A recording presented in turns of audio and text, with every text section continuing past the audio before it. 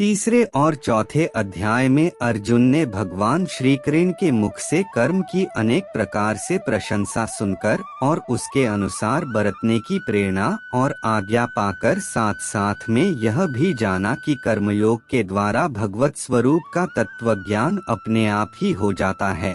चौथे अध्याय के अंत में भी भगवान ने उन्हें कर्मयोग प्राप्त करने को आज्ञा दी है, परंतु बीच बीच में ब्रह्माग्नाव परे यज्ञ यज्ञेन वोपजुनति तद्विद्धि प्राणिपातेन आदि वचनों के द्वारा ज्ञान योग की, कर्म संन्यास की प्रशंसा सुनी। इससे अर्जुन इन दोनों में अपने लिए कौन सा साधन श्रेष्ठ है उसका निश्चय न कर सका, इसलिए उसका निर्णय अब भगवान के श्रीमुख से ही हो। इस उद्देश्य से अर्जुन पूछते हैं।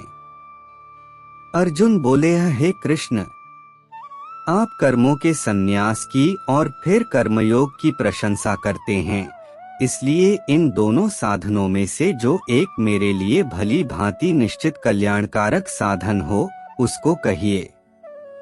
श्री भगवान बोले हैं, कर्म संन्यास और कर्मयोग ये दोनों ही परम कल्याण के करने वाले हैं, परंतु उन दोनों में भी कर्म संन्यास से कर्मयोग साधन में सुगम होने से श्रेष्ठ है।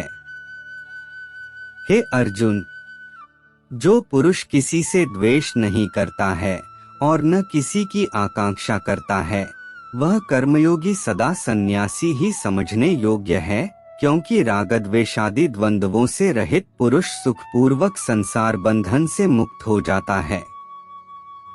उपर्युक्त संन्यास और कर्मयोग को मूर्ख लोग पृथक पृथक फल देने वाले कहते हैं, न कि पंडित जन, क्योंकि दोनों में से एक में भी समय प्रकार से स्थित पुरुष दोनों के फलस्वरूप परमात्मा को प्राप्त होता है।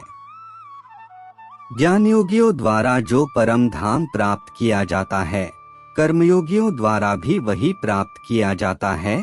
इसलिए जो पुरुष ज्ञान योग और कर्मयोग को फल रूप में एक देखता है, वही यथार्थ देखता है।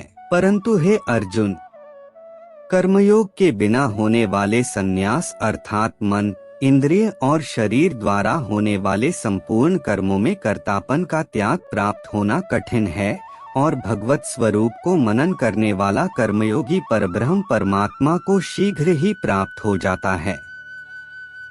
जिसका मन अपने वश में है, जो जितेंद्रिय और विशुद्ध अंतःकरण वाला तथा संपूर्ण प्राणियों का आत्मरूप परमात्मा ही जिसका आत्मा है, ऐसा कर्मयोगी कर्म करता हुआ भी लिप्त नहीं होता।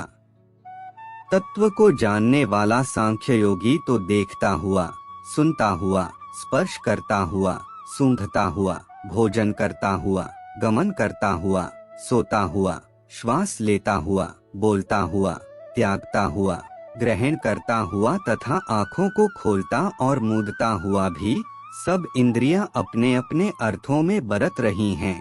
इस प्रकार समझकर निःसंदेह ऐसा माने कि मैं कुछ भी नहीं करता हूँ। जो पुरुष सब कर्मों को परमात्मा में अर्पण करके और आसक्ति को त्याग कर कर्म करता है, वह पुरुष जल से कमल के पत्ते की भांति पाप से लिप्त नहीं होता। कर्मयोगी ममत्व बुद्धिरहित केवल इंद्रिय, मन, बुद्धि और शरीर द्वारा भी आसक्ति को त्याग कर अंतःकरण की शुद्धि के लिए कर्म करते हैं। कर्मयोगी कर्मों के फल का त्याग करके भगवत प्राप्ति रूप शांति को प्राप्त होता है, और सकाम पुरुष कामना की प्रेरणा से फल में आसक्त होकर बंधता है। अंतःकरण जिसके वश में है, ऐसा सांख्य योग का आचरण करने वाला पुरुष न करता हुआ और न करवाता हुआ ही नवद्वारों वाले शरीर रूपी घर में सब कर्मों का मन से त्याग कर आनंद पूर्वक सच्चिदानंद घन परमात्मा के स्वरूप में स्थित रहता है। परमेश्वर मनुष्यों के न तो कर्तापन की, न कर्मों की और न कर्मफल के संयोग की रचना करते हैं, किंतु स्वभाव ही बरत रहा है। सर्वव्यापी परमेश्वर भी न किसी के पाप कर्म को और न किसी के शुभ कर्म को ही ग्रहण करता है, किंतु अज्ञान के द्वारा ज्ञान ढका हुआ है, उसी से सब अज्ञानी मनुष्य मोहित हो रहे हैं। परंतु जिनका वह अज्ञान परमात्मा के तत्व ज्ञान द्वारा नष्ट कर दिया गया है, उनका वह ज्ञान सूर्य के सदृश उस सच्चिदानंद घन परमात्मा को प्रकाशित कर देता है। जिनका मन तद्रूप हो रहा है, जिनकी बुद्धि तद्रूप हो रही है और सच्चिदानंद घन परमात्मा में ही जिनकी निरंतर एक ही भाव से स्थिति है, ऐसे तत्परायण पुरुष ज्ञान के द्वारा पाप रहित होकर अपुनरावृत्ति को अर्थात परम गति को प्राप्त होते हैं।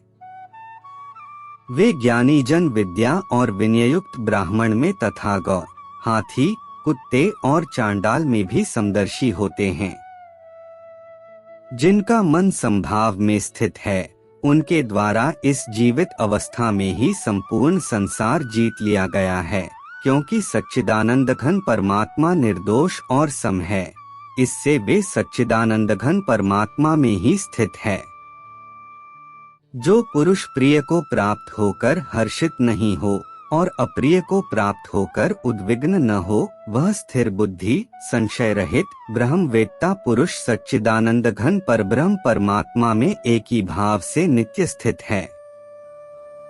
बाहर के विषयों में आसक्ति रहित अंतःकरण वाला साधक आत्मा में स्थित जो ध्यानजनित सात्विक आनंद है, उसको प्राप्त होता है। तदंतर वह सच्चिदानंद घन परब्रह्म परमात्मा के ध्यान रूप योग में अभिन्न भाव से स्थित पुरुष अक्षय आनंद का अनुभव करता है। जो ये इंद्रिय तथा विषयों के संयोग से उत्पन्न होने वाले सब भोग हैं, यद्यपि विषयी पुरुषों को सुखरूप भासते हैं, तो भी दुख के ही हेतु हैं और आद्यंत वाले अर्थात अनित्य हैं। इसलिए हे अर्जुन, बुद्धिमान विवेकी पुरुष उनमें नहीं रमता। जो साधक इस मनुष्य शरीर में शरीर का नाश होने से पहले ही कामक्रोध से उत्पन्न होने वाले वेग को सहन करने में समर्थ हो जाता है, वही पुरुष योगी है और वही सुखी है। जो पुरुष अंतरात्मा में ही सुख वाला है, आत्मा में ही रमण करने वाला है तथा जो आत्मा में ही ज्ञान वाला है, वह सच्चिदानंद घन परब्रह्म परमात्मा के साथ एक ही भाव को प्राप्त सांख्योगी शांत ब्रह्मा को प्राप्त होता है। जिनके सब पाप नष्ट हो गए हैं, जिनके सब संशय ज्ञान के द्वारा निवृत्त हो गए हैं, जो संपूर्ण प्राणियों के हित में रत हैं और जिनका जीता हुआ मन निश्चल भाव से परमात्मा में स्थित हैं, वे ब्रह्मवेत्ता पुरुष शांत ब्रह्मा को प्राप्त होते हैं। काम क्रोध से रहित जीते हुए चित्त वाले परब्रह्म परमात्मा का साक्षात्कार किए हुए ज्ञानी पुरुषों के लिए सब ओर से शांत परब्रह्म परमात्मा ही परिपूर्ण है। बाहर के विषय भोगों को न चिंतन करता हुआ बाहर ही निकालकर और नेत्रों की दृष्टि को भ्रिकुटी के बीच में स्थित करके तथा नासिका में विचरने वाले प्राण और अपान वायु को सम करके जिसकी इंद्रिया, मन और बुद्धि जीती हुई हैं, ऐसा जो मोक्ष प्रायण मुनि इच्छा, भय और क्रोध से रहित हो गया है, वह सदा मुक्त ही है। मेरा भक्त मुझको सब यज्ञ और तपों का भोगने वाला, संपूर्ण लोकों के ईश्वरों का भी ईश्वर तथा संपूर्ण भूत प्राणियों का सुहृद अर्थात स्वार्थरहित दयालु और प्रेमी, ऐसा तत्व से जानकर शांति को प्राप्त होता है। इस प्रकार उपनिषद, ब्रह्म विद्या तथा योग शास्त्र रूप श्रीमद् भगवद गीता के श्री कृष्ण अर्जुन संवाद में कर्म संन्यास योग नामक 5वां अध्याय संपूर्ण।